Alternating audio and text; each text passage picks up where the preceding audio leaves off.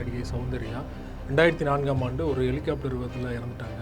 இன்று வரைக்கும் அவருடைய ரசிகர்களாகட்டும் எல்லோருக்குமே ஒரு சந்தேகம் இருக்குது, அது இயற்கையான மரணம் தானா இல்லைனா மர்மமான மரணமா அப்படின்னு. பிஜேபியில் இணைகிறாங்க, பிரச்சாரத்துக்கு போகிறாங்க. அதாவது பெங்களூர்லேருந்து கரீம் நகர்னு ஒரு இடத்துக்கு அவங்க ட்ராவல் பண்ணுறாங்க பிரச்சாரத்துக்காண்டி. அப்படிப்பட்ட சூழ்நிலையில் முதல் தடவையாக அந்த பிரச்சாரத்துக்கு அப்போ வந்து அவங்க ஆரி உதயகுமாருக்கு அந்த ஏர்போர்ட்லேருந்து ஒரு ஃபோன் பண்ணுறாங்க. இதுதான் ரொம்ப முக்கியம். சின்ன ஒரு டிஸ்டன்ஸ்குள்ளே ஹெலிகாப்டர் போகுது, அப்படியே பல்ட்டி அடித்து கீழே விழுது, டோட்டலாக ஃபயர் ஆயிடுது. அந்த சௌந்தர்யாவோட சகோதரர் ஒருத்தர் இருக்கார், அவரும் அந்த ஹெலிகாப்டர் ஆக்சிடென்ட்ல வந்து அந்த இடத்துலையே இறந்தார். 2 வருடம் கூட திருமணம் ஆகலை. அவங்க வந்து கர்ப்பமாக இருந்தாங்க. 2 மாதம் சிசு வந்து அவங்க வயிற்றுல இருந்து. மோகன் பாபுங்கிறவர் வந்து தெலுங்கு இண்டஸ்ட்ரியில் ஒரு சூப்பர் ஸ்டார். எப்படி வந்து ஹிந்தியில் அமிதாப் பச்சன் பெரிய ஆளோ, தமிழில் வந்து ரஜினி பெரிய ஆளோ, அதே மாதிரி சிரஞ்சீவி இப்படிலாம் இருந்தால் கூட மோகன் பாபு இவங்களுக்கெல்லாம் முன்னாடி ஒரு சீனியர் நடிகர். இன்னும் சொல்லப்போனால் ரஜினியோட நெருங்கிய நண்பர் வந்து மோகன் பாபு. பல ஃபங்க்ஷன்ஸ்லாம் பார்த்தீங்கன்னா ரஜினி வீட்டு விழாக்கள்லாம் மோகன் பாபு ஃபேமிலியோடு வந்து கலந்துக்குவார். மோகன் பாபுவோட பல குடும்ப விழாக்களுக்கு ரஜினி ஃபேமிலியோடு கலந்துக்குவார். இயல்பாகவே கொஞ்சம் முரட்டுத்தனமான ஆள் மோகன் பாபு. கிட்டத்தட்ட 100 கோடி ரூபா மதிப்புள்ள சொத்து. இந்த சொத்தை வந்து மோகன் பாபு கேட்டப்ப சௌந்தர்யா கொடுக்க மறுத்துட்டாங்க.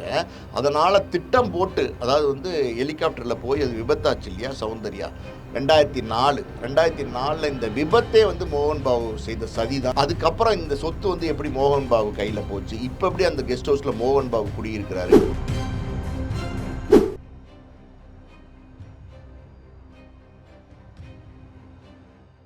மீடியா சர்க்கிள் நேயர்களுக்கு வணக்கம். இன்றைக்கு நம்மோடு நேர்காணலுக்காக ஆஸ்கார் மூவிஸ் தயாரிப்பாளரும் திரைத்திறனாய்வாளருமான பாலாஜி பிரபு அவர்கள் நம்மோடு இணைந்திருக்கிறார். அவரோடு பேசலாம். சார் வணக்கம். வணக்கம். தமிழ் சினிமா மட்டும் இல்லாமல் தென்னிந்திய சினிமாவிலேயே கொடி கட்டி பறந்தவங்க நடிகை சௌந்தர்யா 2004ஆம் ஆண்டு ஒரு ஹெலிகாப்டர் விபத்தில் இறந்துட்டாங்க. இன்று வரைக்கும் அவருடைய ரசிகர்களாகட்டும் எல்லோருக்குமே ஒரு சந்தேகம் இருக்குது, அது இயற்கையான மரணம் தானா இல்லைனா மர்மமான மரணமா அப்படின்னு. இந்த சூழலில் இன்றைக்கு தெலுங்கானாவை சேர்ந்த ஒரு சமூக ஆர்வலர் வந்து மாவட்ட ஆட்சியரிடம் புகார் கொடுத்துருக்காரு. தெலுங்கு சினிமாவில் சூப்பர் ஸ்டாராக இருக்கக்கூடிய மோகன் பாபு தான் வந்து கிட்டத்தட்ட 100 கோடி ரூபாய் மதிப்புள்ள ஒரு நிலத்துக்காக வந்து சௌந்தர்யா படுகொலை பண்ணிட்டார் அப்படின்னு. அதிர்ச்சிகரமான ஒரு செய்தியாக இருக்குது. என்ன சார் பின்னணி? அதில் நம்ம சௌந்தர்யா யாருன்னு முதல்ல பார்ப்போம். அதாவது வந்து ஆரி உதயகுமார் வந்து கார்த்திக் ஹீரோ வச்சு பொன்னுமணின்னு ஒரு படம் எடுக்கிறாரு. அந்த படத்துக்கு ஒரு ஹீரோயின் தேவை. அந்த படத்தினுடைய கேரக்டர் எப்படின்னா, யாரோ வந்து அந்த ஹீரோயினை கற்பழித்து விட்டுருவாங்க. அதனால் கொஞ்சம் மனநலம் பாதிக்கப்பட்ட அந்த கேரக்டர் வந்து கடைசியில் வந்து கார்த்திக் மேரேஜ் பண்ணிக்குவாருங்கிற மாதிரி அந்த கதை. இந்த கதைக்கு வந்து ஒரு சாஃப்டான ஒரு ஹீரோயின், அதே நேரத்தில் வந்து பர்ஃபார்மன்ஸும் பண்ணக்கூடிய ஒரு ஹீரோயின் வேணும்.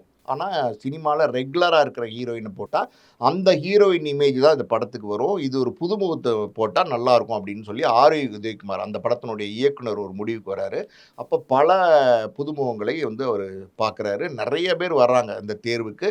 ஆனால் அவருக்கு எதுவுமே பிடிக்கல, பார்த்துக்கிட்டே இருக்காரு. ஆனால் ஹீரோயின் தேர்வு மட்டும் முடியலை. படப்பிடிப்பு நடக்கிறதுக்கு ரொம்ப நாட்கள் நெருங்கிருச்சு. ஆனால் ஹீரோயின் கிடைக்கல. இப்படிப்பட்ட ஒரு நிலைமையில் சினிமா எக்ஸ்பிரஸ்னு ஒரு பத்திரிக்கை, அன்னைக்கு வந்து ஒரு சினிமா பிரபலமான பத்திரிக்கை அது. அந்த பத்திரிக்கை அட்டப்படத்தில் வந்து சௌந்தர்யா படம் வருது. இது ஆரி உதயகுமார் பார்க்குறாரு. பார்த்துட்டு பிஆர்ஓவை கூப்பிட்டு, யார் இந்த பொண்ணு நல்லா இருக்காங்க, என்னோட படத்துக்கு ஒரு ஹீரோயின் தேவை, நான் எதிர்பார்க்குற மாதிரி இருக்காங்க இந்த பொண்ணு அப்படின்னு விசாரிக்கும் போது அந்த பிஆர்ஓ சொல்கிறாரு, சார் இவங்க வந்து ஒரு கன்னடா பேஸ்டு பொண்ணு, இவங்க வந்து கன்னடத்தில் வந்து ஒரு படம் பண்ணியிருக்காங்க, அந்த படம் வந்து சூப்பர் ஹிட்டாக ஓடிட்டு இருக்கு, இப்போ என்ன நம்ம தமிழுக்கு பேசலாம் அப்படின்னு சொல்லும்போது வர சொல்லு அப்படின்னு சொல்கிறாங்க.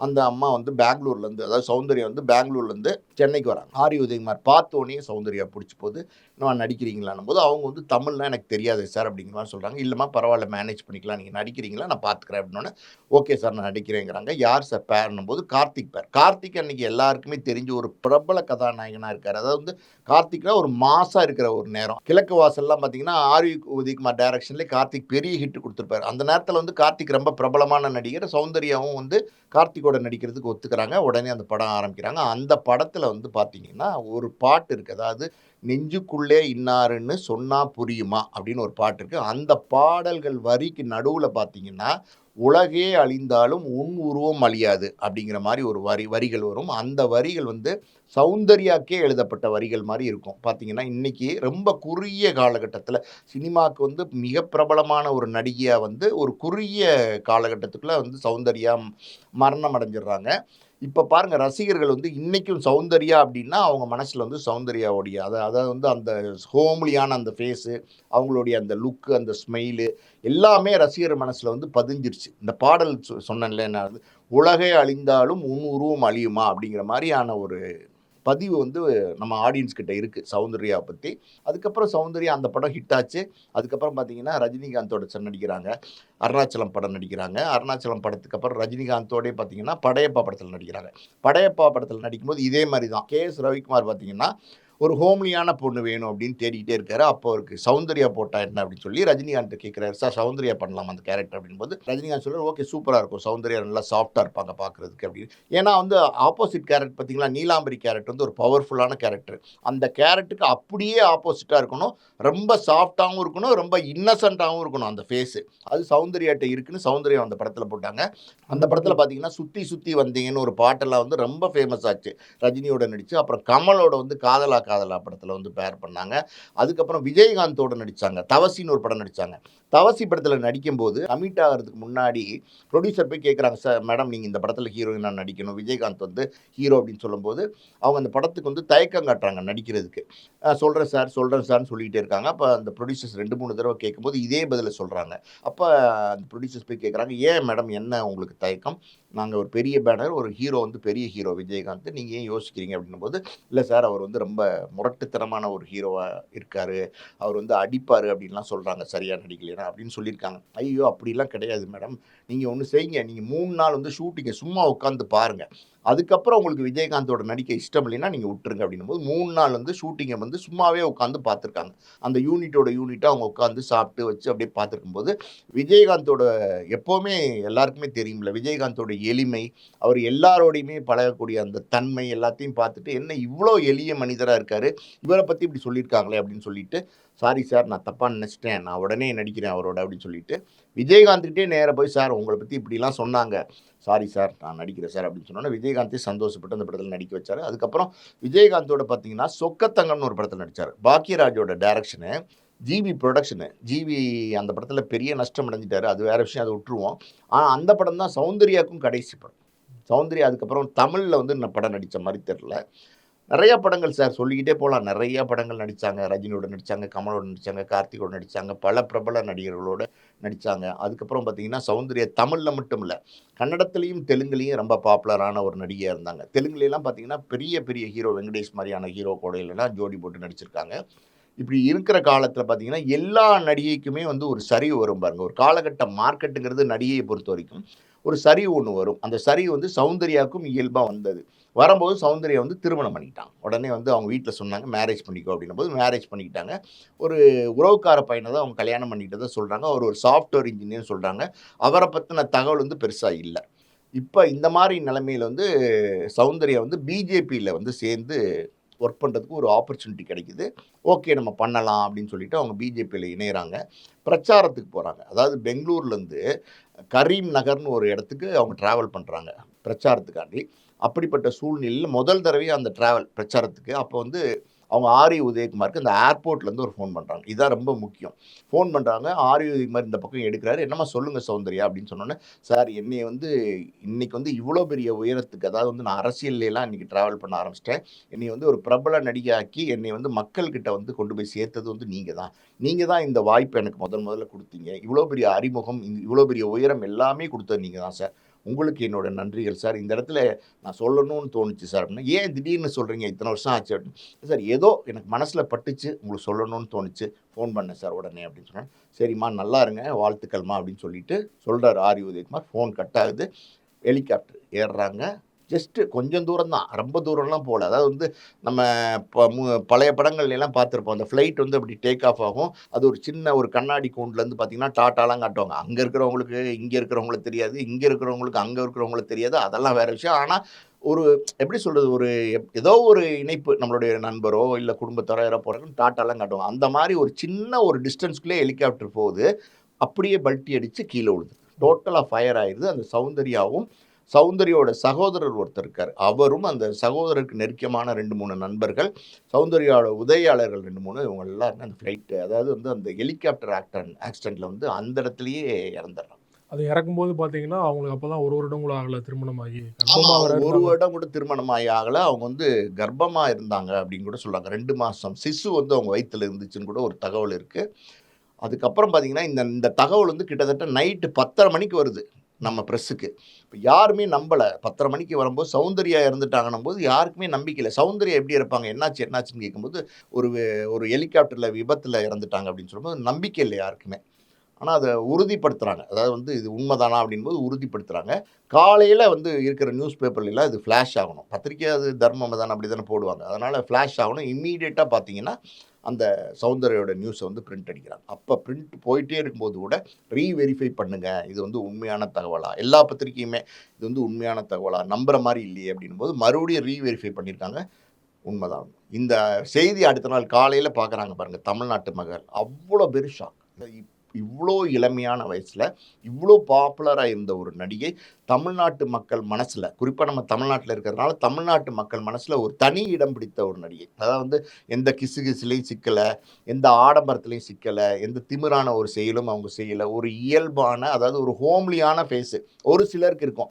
சில நடிகைலாம் பார்த்தீங்கன்னா, நல்லா நடிப்பாங்க. பெரிய அழகா இருக்காங்கன்னு சொல்ல முடியாது. சில நடிகைலாம் பார்த்தீங்கன்னா, அழகா இருப்பாங்க. பெருசா நடிக்க மாட்டாங்க. ஆனா சௌந்தர்யா பொறுத்தவரைக்கும் நடிக்கவும் செய்வாங்க, அழகாவும் இருப்பாங்க. அது 2ம் ப்ளஸ் சௌந்தர்யாக்கு. அது வந்து தமிழ் ரசிகர்களுக்கு அன்னைக்கு வந்து ஒரு துக்க நாளாவே கொண்டாடுனாங்க. சௌந்தர்யா இறந்தது, இன்னைக்கு கூட பாருங்க தமிழ் ரசிகர்கள் மனசுல சௌந்தர்யான்னு சொல்லி பாருங்க, பல விஷயங்கள அவங்க ரீகலெக்ட் பண்ணுவாங்க. அவங்க நடிச்ச படங்கள், இப்படி அவங்க ஆடுனது, "மாத்தாடு மாத்தாடு மல்லிகைன்னு" ஒரு பாட்டு ஆடுனது, இதெல்லாம் ரீகலெக்ட் பண்ணுவாங்க. அப்படி ஒரு நடிகையா இன்னைக்கும் தமிழ் ஆடியன்ஸ் மனசுல சௌந்தர்யா இருக்காங்க. குறிப்பா இன்றைக்கு பார்த்தீங்கன்னா, தொடர்ச்சியா வந்து 20 வருடங்கள் ஆனாலும் அவங்க எப்படி இறந்தாங்க அப்படிங்கிற ஒரு கியூரியாசிட்டி எல்லாத்துக்குமே இருக்குது. அவங்க இயற்கையான மரணமா, மர்ம மரணமா அப்படின்னு சொல்லிட்டு. இந்த சூழல்ல தான் இன்றைக்கு ஒரு சமூக ஆர்வலர், அது சூப்பர் ஸ்டாரா இருக்கக்கூடிய மோகன் பாபு மீதே ஒரு குற்றச்சாட்டு வச்சிருக்காரு இல்லையா? இது எப்படி போகும்னு நினைக்கிறீங்க அடுத்து? ரஜினியோட நெருங்கிய நண்பர் அப்படிலாம் சொல்றாங்க இல்லையா? அதாவது வந்து சிட்டி மல்லு அப்படின்னு சொல்லி ஹைதராபாத்தை சேர்ந்த ஒரு தெலுங்கானா பகுதியை சேர்ந்த ஒருத்தர் வந்து ஒரு சமூக ஆர்வலர். அவர் வந்து ஒரு கேஸ் ஃபைல் பண்ணியிருக்காரு. அதாவது வந்து போலீஸ்ல ஒரு வழக்கு குடுத்துருக்காரு. அது என்ன அப்டின்னா, அதாவது மோகன் பாபு இருக்கார் இல்லையா? இப்ப இருக்கிற இடம் வந்து ஒரு 6 ஏக்கர் உள்ள ஒரு பங்களா. அதாவது வந்து ஒரு கெஸ்ட் ஹவுஸ்ன்னு சொல்லலாம். அந்த கெஸ்ட் ஹவுஸ் வந்து சௌந்தர்யாவோட இடம். உயிரோட இருக்கும்போது, இப்போ வந்து அது மோகன் பாபு கையில இருக்கு. ஓகேவா? இப்ப இந்த இடத்துல மோகன் பாபு யாருன்னு நம்ம பார்ப்போம். மோகன் பாபுங்கிறவர் வந்து தெலுங்கு இண்டஸ்ட்ரியில ஒரு சூப்பர் ஸ்டார். எப்படி வந்து ஹிந்தியில அமிதாப் பச்சன் பெரிய ஆளோ, தமிழ்ல வந்து ரஜினி பெரிய ஆளோ, அதே மாரி சிரஞ்சீவி இப்படியெல்லாம் இருந்தா கூட, மோகன் பாபு இவங்களுக்கெல்லாம் முன்னாடி ஒரு சீனியர் நடிகர். இன்னும் சொல்லப்போனா, ரஜினியோட நெருங்கிய நண்பர் வந்து மோகன் பாபு. பல ஃபங்ஷன்ஸ்லலாம் பார்த்தீங்கன்னா, ரஜினி வீட்டு விழாக்கள்லாம் மோகன் பாபு ஃபேமிலியோட வந்து கலந்துக்குவாரு. மோகன் பாபுவோட பல குடும்ப விழாக்களுக்கு ரஜினி ஃபேமிலியோட கலந்துக்குவாரு. இப்போ கூட பார்த்தீங்கன்னா, அவருடைய யுனிவர்சிட்டியில ரஜினிகாந்தும், அவருடைய மகளும் போயிருந்தாங்க. போய் ஆமா, அந்த ஆமா. வீடியோலாம் ரஜினிகாந்த் வெளியானது. மோகன் பாபுவோட எல்லா ஃபங்ஷன்லயுமே கலந்துப்பாரு. மோகன் பாபுக்கு ரஜினி வந்து நெருங்கிய நண்பர். புரியுதா உங்களுக்கு? இப்படியும் சொல்லலாம். ரஜினிக்கு மோகன் பாபு நெருங்கிய நண்பர். இப்படியும் சொல்லலாம். புரியுதா உங்களுக்கு? இந்த இடத்துல மோகன் பாபு தொடர்ந்து சில சர்ச்சைகள், சமீபத்தில வந்து குடும்பத்துக்குள்ள சில சண்டை, பிரச்சனை, அந்த சொத்து பிரிக்கிறது, இதுல எல்லாம் பெரிய கலாட்டாலாம் நடந்து, பெரிய பெரிய நியூஸஸ்லாம் வந்து மீடியாலலாம் வந்துச்சு. ஆனா வந்து அவர் இயல்பாவே கொஞ்சம் முரட்டுத்தனமான ஆளு. மோகன் பாபு அப்படின்னு சொல்லுவாங்க. நான் கேள்விப்பட்டிருக்கேன். பத்திரிக்கையாளர் கூட அடிச்சான்னு சொல்லிட்டு இப்போ கேஸ்லாம் ஆமாமா. வந்து நெறைய விஷயங்கள். அதாவது இயல்பாவே வந்து கொஞ்சம் முரட்டுத்தனமான ஒரு கேரக்டர் தான் மோகன் பாபு அப்படின்னு நான் கேள்விப்பட்டிருக்கேன். இப்ப இப்ப என்னன்னா, இந்த சிட்டி மல்லுங்கிறவரு என்ன சொல்றாருன்னா, அதாவது வந்து இந்த சொத்த வந்து மோகன் பாபு கேட்டப்ப சௌந்தர்யா குடுக்க மறுத்துட்டாங்க. அதனால திட்டம் போட்டு, அதாவது வந்து ஹெலிகாப்டர்ல போய் அது விபத்தாச்சு இல்லையா சௌந்தர்யா?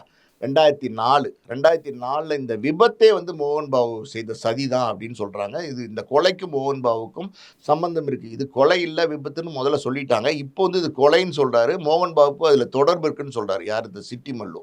அதனால இது விஷயமா போலீஸ்ல கம்ப்ளைண்ட் குடுத்துருக்காரு. இது என்ன நடக்கும்? ஏது நடக்குங்கிறதெல்லாம் இனிமே தான் தெரியும். அதாவது என்ன மோட்டிவேஷன் அப்படின்னு அவர் சொல்றாருன்னா, இந்த சொத்தை அவர் கேட்டபோது சௌந்தர்யா தரவில்லை. இப்போது இந்த சொத்து வந்து மோகன் பாபு கையில் இருக்கிறது. அவர் வாங்கி விட்டார். எப்படி இது நடந்துச்சு? அதாவது கிட்டத்தட்ட ரூ. 100,00,00,000 மதிப்புள்ள சொத்து அப்படிங்கிறாங்க. ஆமா. இதெல்லாம் என்ன காரணம்? இதெல்லாம் வந்து விசாரிக்கணும். தீர விசாரிச்சா அதில நெறைய உண்மைகள் வெளியில வரும். ரஜினிகாந்த் மாரியே மோகன் பாபும் பல்லாயிரம் கோடி சொத்து வச்சிருக்காரு இல்ல ஏற்கனவே. மோகன் பாபு பல்லாயிரம் கோடி சொத்து இருக்காரு. யாருக்கு சார் ஒரு விஷயம் ஒண்ணு தெரிஞ்சுக்கங்க. எத்தனையோ கோடிகள் இருந்தா கூட, சில விஷயங்கள்ல வந்து சில வீக்னஸ் இருக்கும். ஓகே. அதாவது வந்து இந்த சொத்து நல்லா இருக்கே, இத நம்ம வாங்குனா என்ன? இது நமக்கு கிடைச்சா என்ன? அப்படின்னு ஒரு இயல்பான ஒரு மனிதனுக்குள்ளே இருக்கிற ஒரு வீக்னஸ் இருக்கு பார்த்தீங்களா? அந்த மாரி ஒரு வீக்னஸ் இருக்கும். நம்ம ஒரு உதாரணம் சொல்லலாம். ஒரு பெரிய ஹோட்டல் அதிபர் அவர் பெரிய அளவில் வந்து பேசப்பட்ட ஒரு அதிபர். அவர் வந்து அன்னைக்கு சாம்ராஜ்யம், அதாவது ஹோட்டல் சாம்ராஜ்யத்தில் மிகப்பெரிய ஒரு சாம்ராஜ்யத்தையே உருவாக்கின ஒரு அதிபராக இருந்தவர். பாருங்க, ஒரு வீக்னஸ்னால அவர் வந்து அவருடைய அந்த ஒரு ஒரு பெண்ணை வந்து அவர் ஃபாலோ பண்ணுறாரு. அந்த பெண் வந்து மறுக்கிறாங்க. அந்த பெண்ணை அடைஞ்சே ஆகணும் அப்படிங்கிறாங்க. அதுக்கு ஜோசியக்காரன் சொன்னா, அது இதுன்னு சில காரணங்கள்லாம் சொன்னா கூட, அந்த பெண்ணுடைய கணவரை வந்து கொலை செஞ்சுறாரு. ஒரு கொடைக்கானல் மலையில வச்சு. இதில வந்து அந்த சிக்குறாரு. சிக்கி அவருடைய, அதாவது இந்த அடுத்த கட்ட வாழ்க்கைன்னு ஒண்ணு இருக்கு பார்த்தீங்களா? அந்த வாழ்க்கை பூராவே வழக்கிலேயே போகுது. கடைசியில சாம்ராஜ்யமே வந்து சரிஞ்சிருச்சு. சாம்ராஜ்யமே சரிச்சிருச்சு. புரியுதா உங்களுக்கு? அந்த மாரி வந்து, அதாவது வந்து பெரிய உயரத்தில இருக்கவங்க கூட இந்த மாரி சின்ன சின்ன விஷயங்கள்ல போய் சிக்கிக்குவாங்க. நம்ம நெறைய இடங்கள்ல இந்த மாரி நெறைய உதாரணங்கள் சொல்லிக்கிட்டு போலாம். அந்த மாரி இவர் கேட்டிருப்பாரா? இது கேட்டது உண்மதானா? இவங்க குடுக்க மறுத்தது உண்மதானா? அதுக்கப்புறம் இந்த சொத்து வந்து எப்படி மோகன் பாபு கையில போச்சு? இப்ப எப்படி அந்த கெஸ்ட் ஹவுஸ்ல மோகன் பாபு குடியிருக்கிறாரு? இதெல்லாம் மாரி பழைய கேள்விகள், இது பின்னாடி அப்படியே கேள்விகள் அடுக்கடுக்கா இருக்கு. இந்த கேள்விகள்லாம் என்னன்னா, இத தீவிரமா போலீஸ் வந்து விசாரிக்கணும்னு இந்த சிட்டிமுல்லு சொல்லியிருக்காருல்ல, இத நோக்கி போலீஸ் விசாரிச்சாங்கன்னா தெரிய வரும். ஆனா, இவ்வளோ பெரிய ஆளுமையா இருக்கிற அந்த மோகன் பாபு கிட்ட இப்படி ஒரு விசாரணை நடக்குமா? இந்த இந்த தகவல் உண்மையா? இதெல்லாம் வந்து போக போக தான் சார் தெரியும். சினிமா கரியர்ல அவங்களுக்கு ஓரளவு வாய்ப்பு குறைந்திருந்தாலுமே, அரசியல்ல வந்து அவங்களுக்கு ஒரு பிரகாசமான எதிர்காலம் இருந்தது. கண்டிப்பா அவங்க உயிரோட இருந்தனா எம்பியா இருப்பாங்க. இப்போ கங்கனா ரனாவத் இருக்காங்க. அவங்க எம்பி ஆயிட்டாங்க. அதே மாதிரி பொல்லாதவன் படத்துல நடிச்ச ரம்யா அவர்கள், அவங்களுமே பெங்களூர்ல வந்து அதே கர்நாடகால வந்து முக்கியமான ஒரு அரசியல் தலைவரா இருக்காங்க. ஸோ அந்த இடத்துல அவங்க இருந்திருப்பாங்க அப்படிங்கிற மாரியான ஒரு தகவல் வந்துகிட்டு இருக்கு இல்லையா? சொல்ல உங்களோட முடியாது சார். அதாவது வந்து யாருக்கு என்ன வாழ்க்கை எப்ப அமையுங்கிறதெல்லாம் யாராலயுமே டிசைட் பண்ண முடியாது. பிரபலமான நடிகையா இருந்தாங்க. அந்த வாழ்க்கையே ஒரு பெரிய வாழ்க்கை. அதுக்கப்புறம் ஒரு அரசியலுக்குள்ள போனாங்க. ஆரம்பமே வந்து முடிவுரை எழுதின மாரி முடிஞ்சு போச்சு அவங்க வாழ்க்கை. புரியுதா உங்களுக்கு? ஒருவேள அவங்க இத்தன காலம், அதாவது கிட்டத்தட்ட அவங்க இறந்து 20 வருஷம் ஆச்சு. இப்போ வரைக்கும் இருந்திருந்தாங்கன்னா, ஒரு பெரிய இடத்தை அரசியல்ல பிடிக்கவும் செஞ்சிருக்கலாம். யாருக்கு என்ன தெரியும்? விதி அத நம்ம மாத்த முடியுமா? சௌந்தர்யா மரணம் தொடர்பாக பல்வேறு விஷயங்கள எங்களோட பகிர்ந்து கொண்டீங்க. மிக்க நன்றி சார். நன்றி.